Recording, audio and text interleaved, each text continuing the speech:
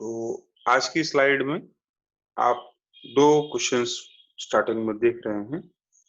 Trusteeship theory क्या है और दूसरा कॉलोनियल रूल में ब्रिटिशर्स ने जो एक्सप्लॉयटेशन किया था उसको छुपाने के लिए या उसको वैलिडेट करने के लिए उन्होंने कई सारी आइडियोलॉजीज का प्रयोग किया और उन आइडियोलॉजीज में एक था white man burden theory,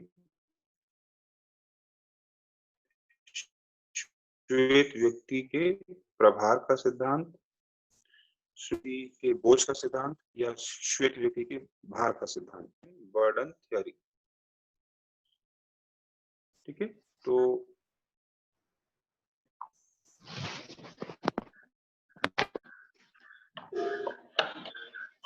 voice नहीं आ रही है?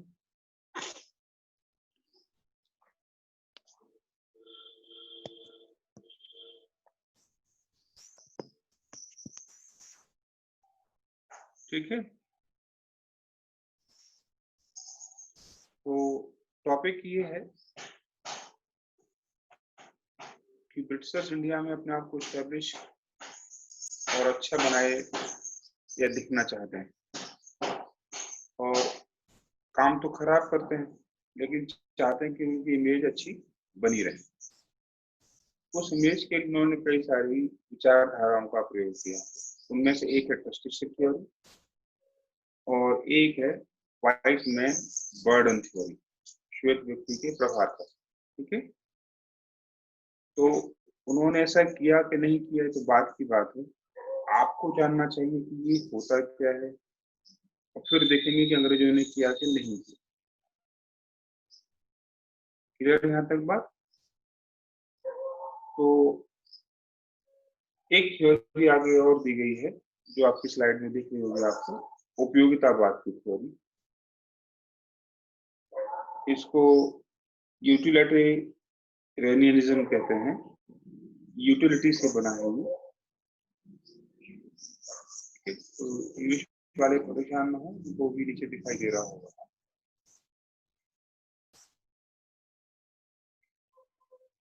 तो आपको अभी समझना है कि उपयोगितावाद क्या है, क्योंकि बेसिक आइडिया यही है, इसी से चीजें पैदा होंगी। अगर आप ये समझ जाएंगे तो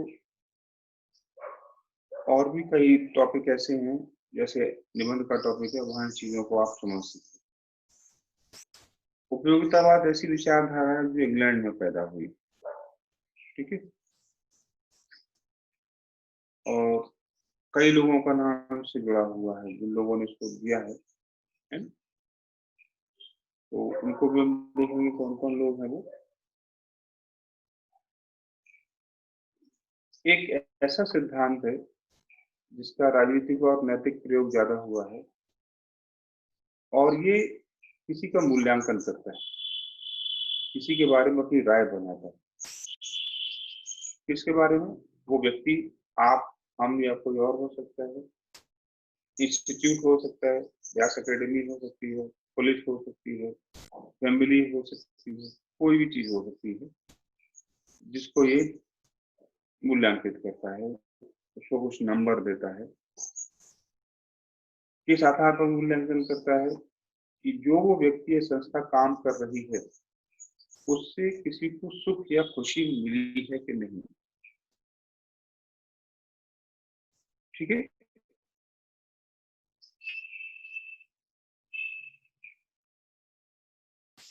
इंग्लिश में भी आप देखेंगे, produce the greatest amount of good for the greatest number of the people. तो ये खुशी जिनको मिली है वो एक दो व्यक्ति समाज में नहीं होने चाहिए, सभी होने चाहिए। इसलिए देखेंगे आप इंग्लिश में greatest number of the people, maximum लोगों को मिलना चाहिए। कोशिश होगी सभी लोगों को मिलना चाहिए। ठीक है, इसे कहते हैं उपयोगितावाद। कोई डाउट हो तो पूछ लेना यहाँ तक है।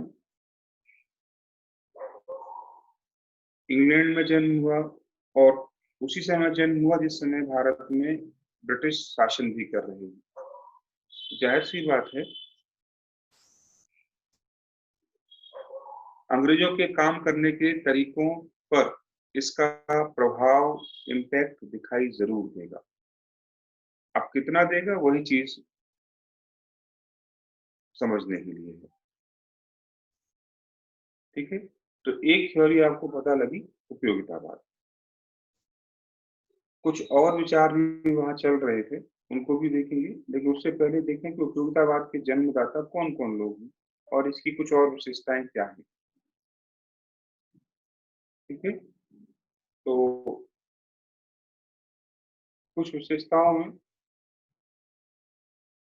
यह सभी को समान मान। ठीक है, ये कंसिक्वेंसेस पर ध्यान देगी, आउटकम फोकस करती है। इसका सीधा मतलब है कि तरीका नहीं देखा जा रहा है, केवल रिजल्ट देखना है, वो अच्छा है कि नहीं। यानी गांधी की आइडियोलॉजी से ठीक उल्टी है। गांधी साधन और साध्य, मीन्स और गोल दोनों को पवित्र मानते हैं। दोनों पवित्र होंगे तो ये काम चलेगा, है ना। साधन साध्य समझते हो ना, पीसीएस एग्जाम क्वालिफाई करना है तो तरीका भी कैसा होना चाहिए, जायज होना चाहिए। नकल करके पास नहीं, पेपर आउट करके पास नहीं, जुगाड़ लगा के पास नहीं, मेहनत करके पास होना। तो साधन और साध्य कैसे हैं, means and goal are must be ethical.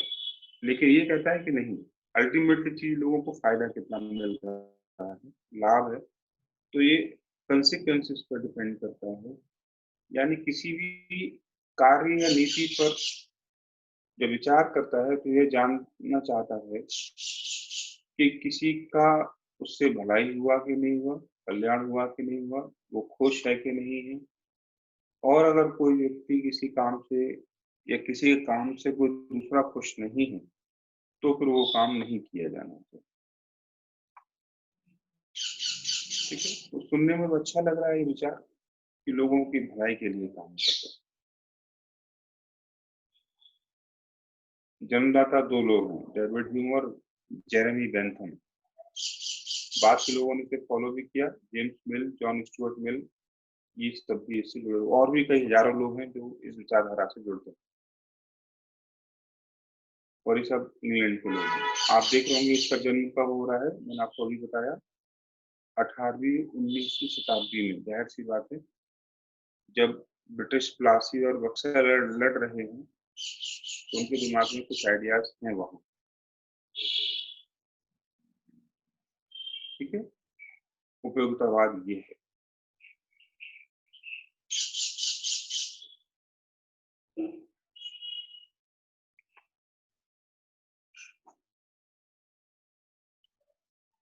ये व्हाइट मैन बर्डन थ्योरी वैसे तो मानी जाती है, रुइयार्ड किपलिंग की है, जो जंगल बुक के लेखक हैं।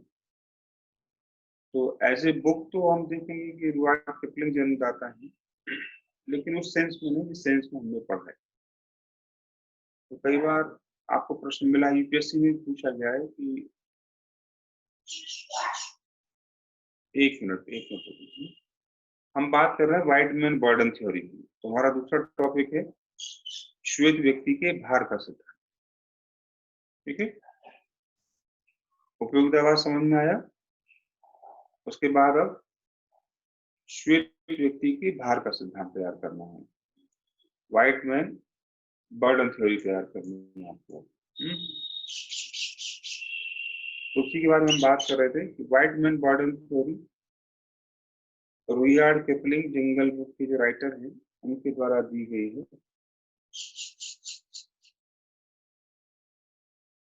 और कई लोगों ने, हजारों लाखों लोगों ने इस पर बात की। ठीक है, तो आपके सामने एक नाम आ रहा है एडवर्ड सईद का, मॉडर्न थिंकर है। उनने एक किताब लिखी है, उस किताब में इसको उन्होंने अच्छे से कोड किया हुआ है, समझा है। पहले क्या होता है समझे। तो श्वेत व्यक्ति के भार का सिद्धांत का मतलब होता है, अंग्रेज ये मानते थे कि ब्रिटिश गोरे लोग अच्छे होते हैं, ईश्वर ने उन्हें अच्छा बनाया है, इसलिए उन्हें ये जिम्मेदारी दी है कि वे दूसरे लोगों का भला करें। तो श्वेत व्यक्ति समझ में आता है, ब्रिटिश कौन है यहाँ पर? ब्रिटिश लोग। भार क्या है उनके ऊपर? दूसरों की भलाई। तो यहाँ उपयोगितावाद भी दिखाई दे रहा है साथ में, कि कोई भी काम करें या उन्हें वो काम करने ही होंगे जिससे दूसरे लोगों को लाभ मिलता हो, खुशी मिलती हो। अब कहीं से भी ये दिखाई नहीं दे रहा है कि दूसरा चाहता है कि नहीं चाहता। कौन तय करेगा? ब्रिटिश तय करेंगे कि कौन अच्छा काम करेगा और किसको जरूरत है। तो तीसरी थ्योरी आपको यहाँ ये देगी। ठीक है,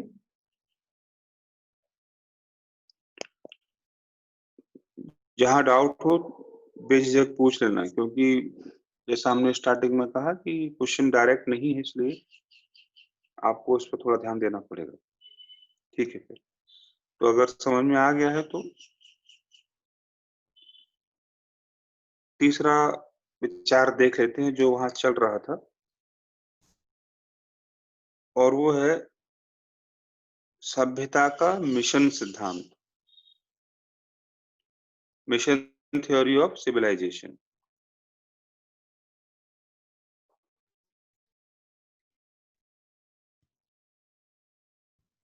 ये भी इसी या इन्हीं दो विचारों थे, जिसका अर्थ होता है कि पश्चिम का ज्ञान, उनकी तकनीकी, उनकी आर्थिक व्यवस्था, उनकी राजनीति, सब कुछ इस पृथ्वी पर सुपीरियर है, श्रेष्ठ है। इसलिए भारत जैसे देशों में वे जो कॉलोनीज बना रहे हैं, वो कॉलोनीज शोषण के लिए नहीं है, बल्कि जो हमारे पास श्रेष्ठ है ब्रिटिशर्स के पास, वो आप लोगों तक पहुंचाना चाहते हैं, यानी भारतीयों तक, और उन्हें भी सभ्य बनाना चाहते हैं। तो सभ्यता का मतलब सिविलाइजेशन, सिविलाइज्ड लोग हैं ये। उनकी जिम्मेदारी है कि दूसरों को भी वो सिविलाइज करें, क्योंकि खुद वो श्रेष्ठ हैं। ठीक। तीसरी थ्योरी जो सबसे पहले क्वेश्चन में पूछी गई वो ये थी, ट्रस्टीशिप थ्योरी। ये वाली जो क्वेश्चन पूछा गया है, ट्रस्टीशिप थ्योरी क्या कहती है? हिंदी में न्यासिता कहते हैं इसको, न्यासिता।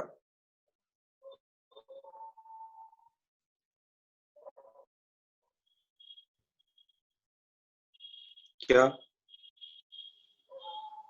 कि किसी के ट्रस्ट को प्रयोग करते हुए उसका भला करना। अगर आपके पास कोई चीज है या आप किसी चीज को कब्जे में लेते हो, तो आप उसका खुद प्रयोग नहीं करोगे, क्योंकि आप उसके मालिक नहीं हैं, ट्रस्टी हैं। गांधी भी मानते थे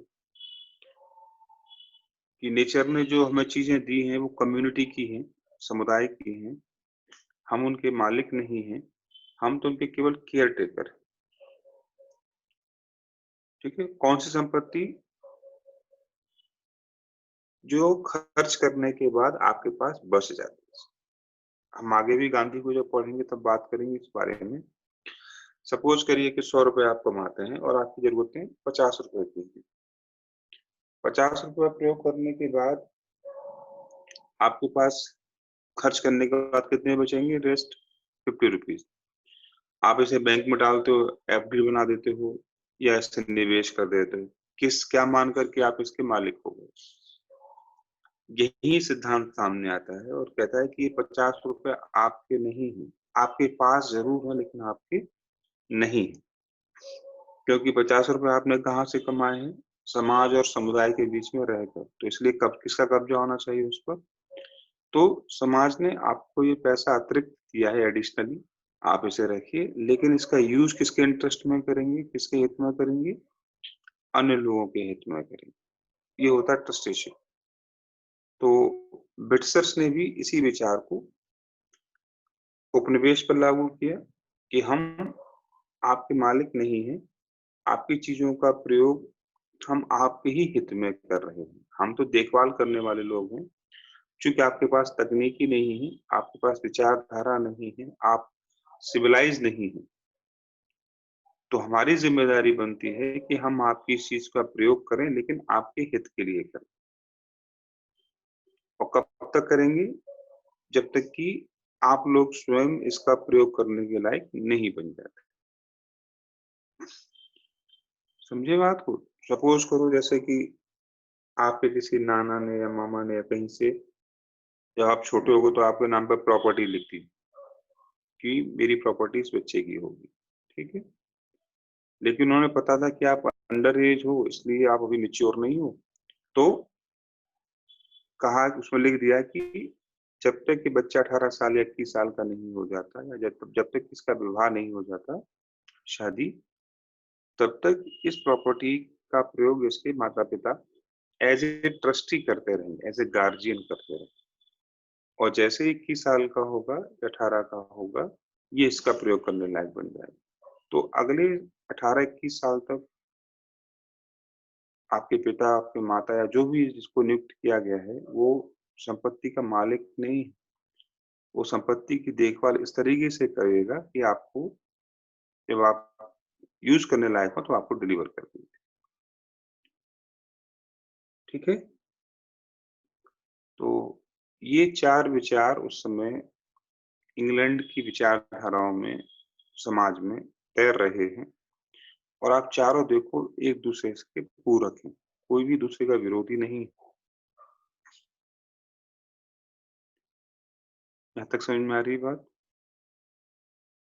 क्योंकि ट्रस्टीशिप में भी वही है कि आपकी चीजों का प्रयोग हम आपके हित के लिए कर रहे हैं। यानी हम कोई भी काम करेंगे तो उपयोगितावाद के आधार पर करेंगे। यानी ट्रस्टीशिप अच्छा सिद्धांत माना जाएगा, क्योंकि आपके हित के लिए, सबके हित के लिए प्रयोग कर रहे हैं। व्हाइट मैन बर्डन थ्योरी में भी कहा जा रहा है कि हम जो भी करेंगे आपके भले के लिए करेंगे, क्योंकि जिम्मेदारी किसको दी गई है? बोला, हमें दी गई है कि हमें सबका भला करना है। सभ्यता का मिशन सिद्धांत में भी यही कहा गया कि हम सभ्य हैं और हम जो भी काम करेंगे उसका लाभ आपको जरूर मिलेगा। यानी हर जगह उपयोगितावाद साफ साफ दिख रहा है।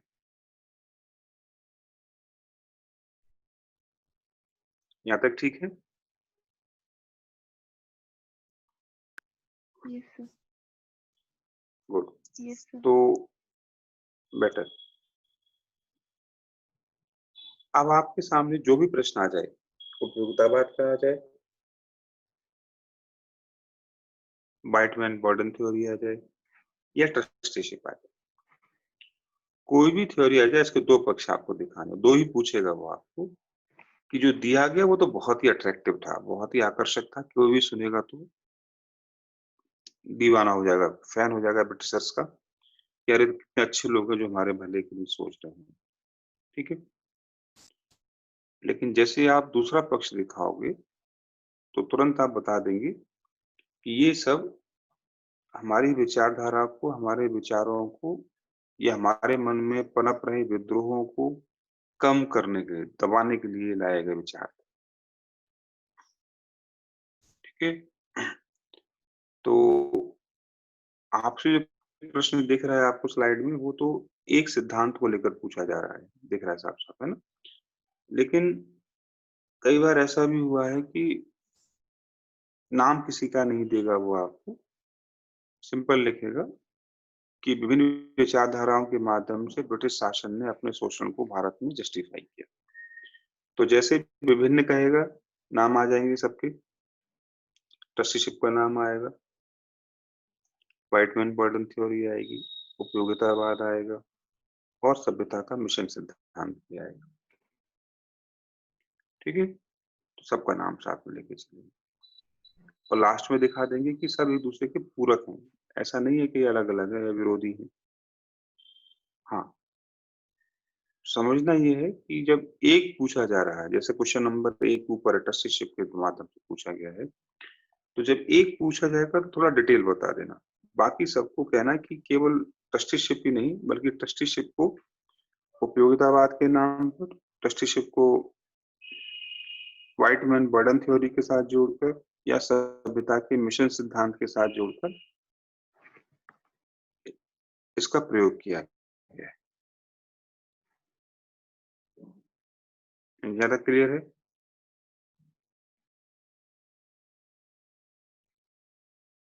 हेलो। जी सर।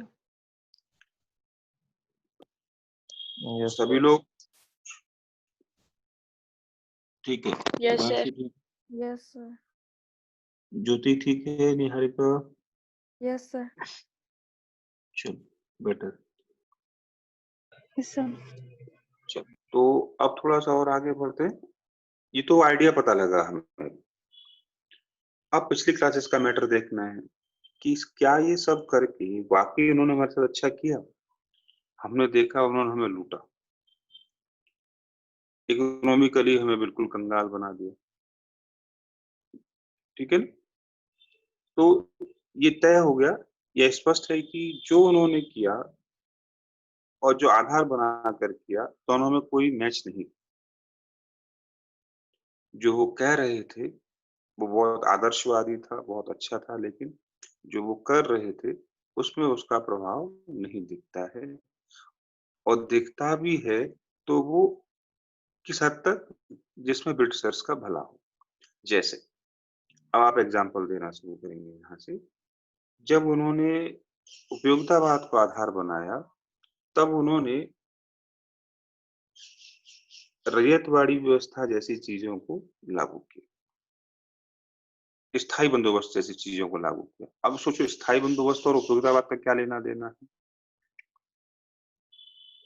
बिल्कुल लेना देना है। देखते हैं क्या है। जब उन्होंने स्थायी बंदोबस्त लागू किया तो इसका पर्पस सीधा उपयोगितावाद ये दिख रहा था उसमें कि वो मान रहे थे कि अगर हम जमींदारों को या बीच के वर्ग को क्या दे देंगे, ठेका दे देंगे, और उसे भी उसमें हिस्सा मिलेगा तो वो जमीन का, खेती का विकास करेगा और उसका लाभ किसानों को मिलेगा। हमें तो मिलेगा ही मिलेगा, लेकिन उसका लाभ यहाँ के लोग जमींदार जो हैं उनको, और जो किसान हैं उनको मिलेगा। इसलिए वो स्थायी बंदोबस्त और रैयतवाड़ी लागू कर रहे हैं। रैयतवाड़ी के पीछे प्लान भी यही था कि जब स्थायी बंदोबस्त का प्लान फेल हो गया, लोगों को लाभ नहीं मिला, तो उन्होंने कहा कि अब हम क्या करें, जनता को सीधा लाभ सॉरी जनता को सीधा लाभ पहुंचाएंगे। ठीक है, तो आपको अब चुनौती ये है कि जो उनका आइडिया है वो दिखाना है कहाँ कहाँ दिख रहा है।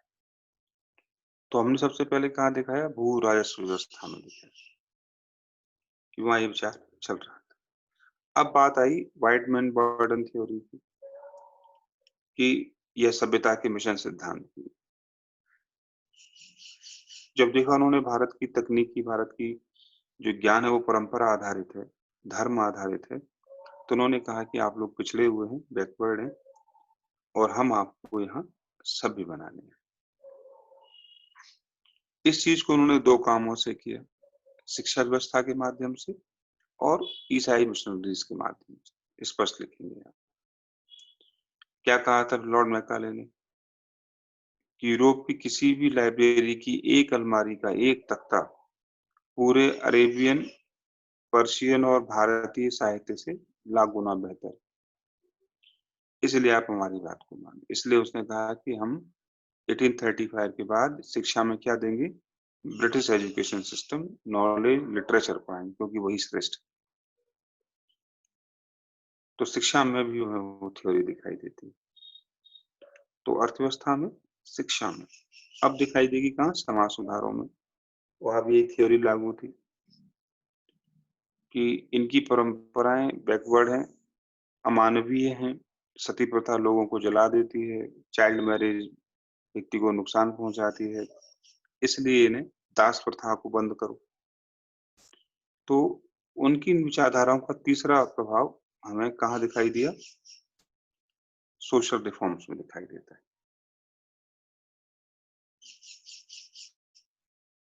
ठीक है यहाँ तक?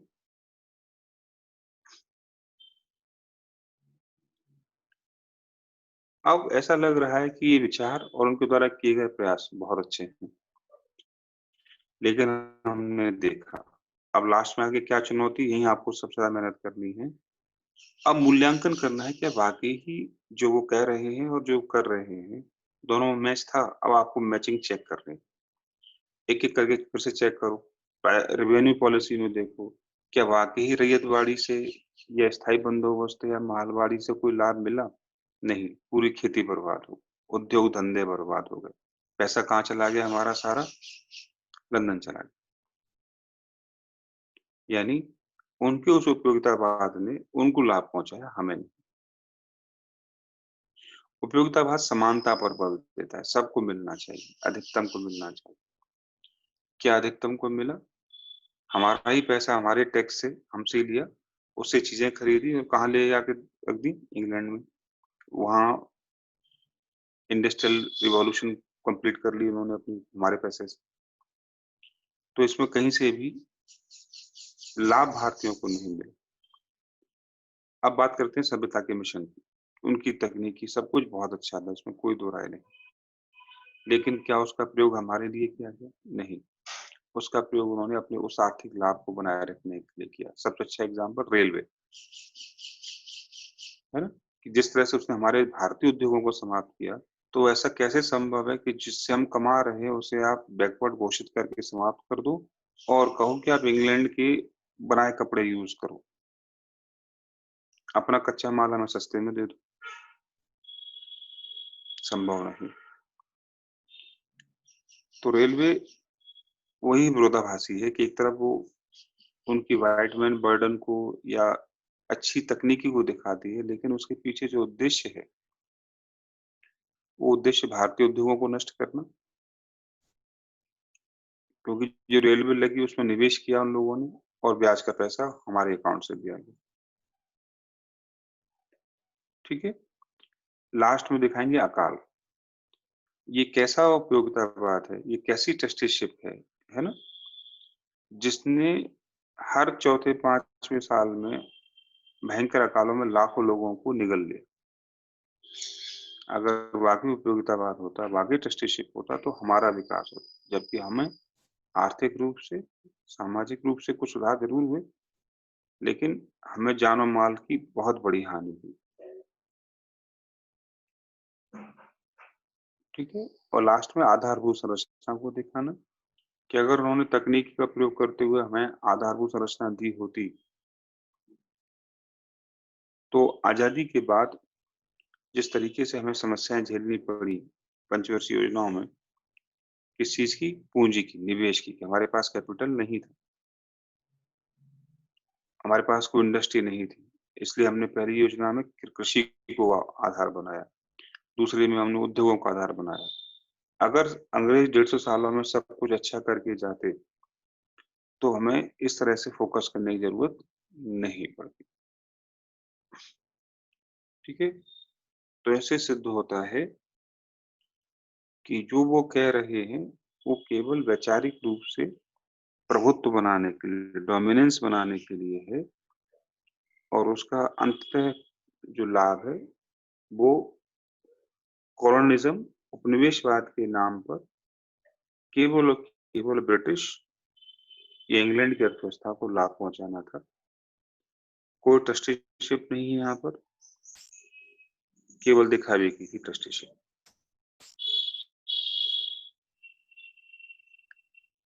ठीक है? पूरा प्रश्न समझ में आया?